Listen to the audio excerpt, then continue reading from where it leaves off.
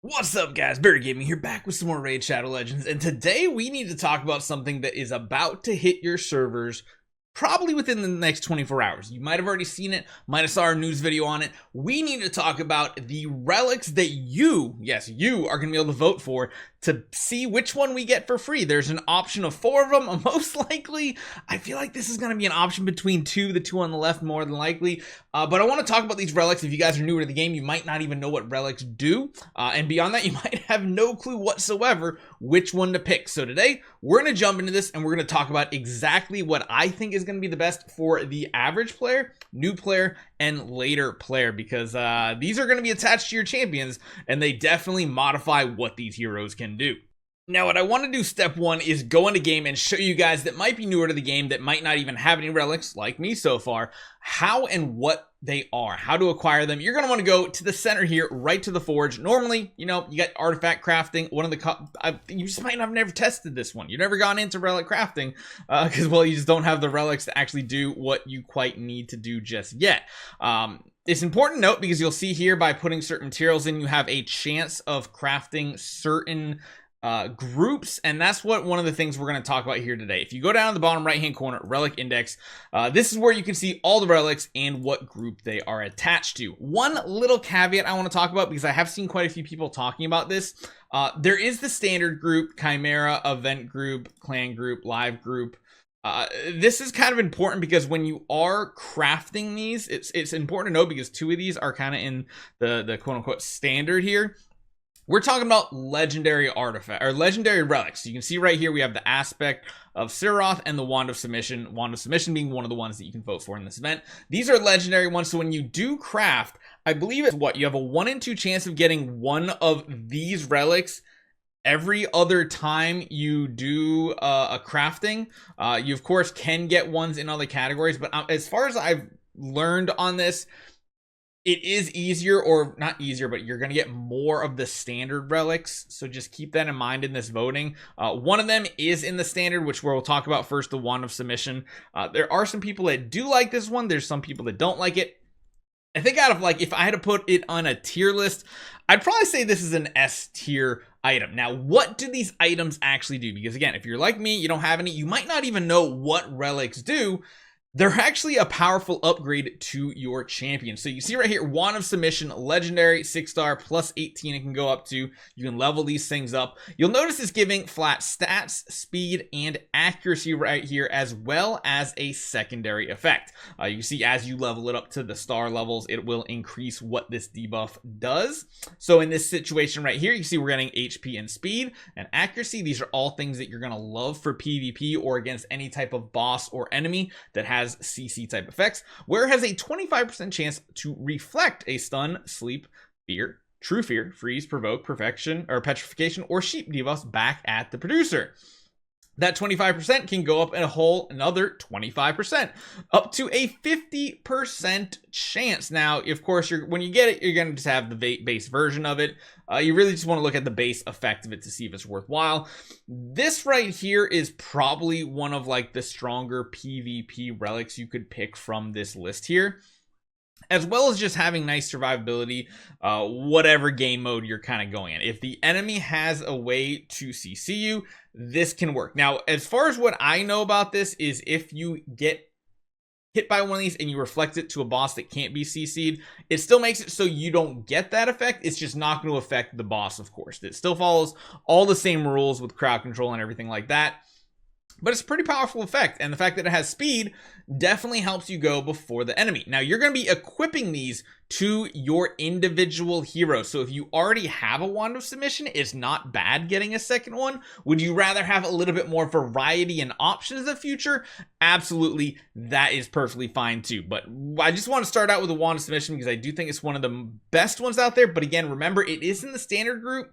Eventually, you're going to have a higher chance to get this than you will some of the other ones. That doesn't mean this is any less valuable, especially if it's going to be your first relic that you ever get. Hold up, click the link down in the description right now to get your free annex as well as one epic hero as you level up. All you have to do is log out of your Plarium Play on PC and uninstall. Click the link down in the description and register with a brand new email. Launch raid, complete the tutorial, and go to your inbox to claim your first champion. Here we go. You'll find annex right here as well as Mausoleum Mage as soon as you hit level 15. This is an amazing account start in raid, so make sure you guys click the link and follow the steps. Now, number 2 comes in the Chimera group. This is the Gore Crescent. I love the look of it. I love the simplicity of this too. So again, it's legendary attack, crit damage, and speed. So not quite as much speed. And this one has a very straightforward effect. Where's next attack after killing an enemy deals 20% more damage.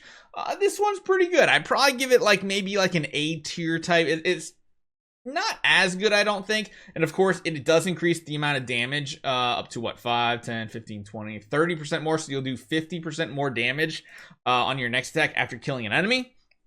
Now, this isn't necessarily going to be good against bossing, any of that type stuff, but any place that you're killing targets over and over, this can really start ramping it up. Lots of extra damage, a little bit more attack. The crit damage is nice too, and the speed is always helpful to make sure you go first before the enemy.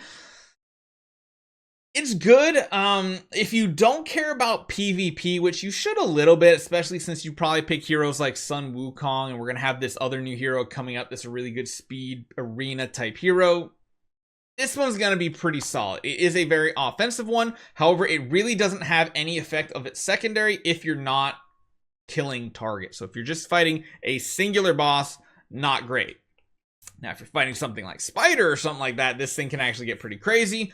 Really, again, it comes down to what your preference is. I would say this is a very PvE specific scenario type situation, whereas I think overall you might have more use for Wand of Submission, especially if you care about PvP. In my opinion, I think it's between these two right here that you guys have to make your decision. I actually don't know which one I want to prioritize as my vote, because again, we only have a couple days to start getting that vote in. So I don't know. The next one is in the form of Temporal Stagnator. So this one gives accuracy, speed, and res. It does increase the effect chance of this secondary effect, where it has a 20% chance to remove, steal, or convert buffs, or increase all skill cooldowns when landing a weak hit. Pretty solid, honestly. I think I'd still give this like an maybe like a B tier. Again, slightly underneath. It's like these go from like S, A, B, and then the last one I'm not a big fan of. Again, this one can be good in PvP. I feel like having control immunity, or really reflecting those control effects back, is a more powerful effect than what you guys are seeing right here. But again, it really comes down to what you want. I don't personally think this one is the one to go for. Again, it really depends on where you are in the game. It's decent. And then the last one, Axe Serpentis. So HP, crit damage, attack. Interesting stat line, where single target attacks deal 5% more damage for each exposed neck present in the battle. This is a very, very niche one here. I don't even think most people that like spend money on the game and stuff really use this one. I think it's like good for like what, Hydra or something like that. I don't see it. I'm not understanding. I think majority of people are going to want to go for the Wand of Submission, and I think the secondary one is going to be Gore Crescent. I'm going to leave that up to you guys to decide. Again, check out other content creators too. There's a lot of really great raid content creators. Getting everybody's opinion on things to kind of get a better census of what's going on, what you should pick, is never a bad thing. Having discussions, having constructive discussions about things like this is always awesome. And yeah, I really think it's coming down to the Gore Crescent and the Wand of Submission, what you need. I think this one's going to win personally, but we'll just have to see and find out. So hopefully you guys enjoy this one. Leave a comment down below. Let me know which one you think is like the best one. If you're like, Barry, you should definitely go with this one. I don't know why. Leave a comment. I love having conversation with you guys. It's the best way to figure out what the community loves to see and get the best decisions made. So hopefully you guys enjoy this one. Hit that subscribe button. I'll see you guys next time.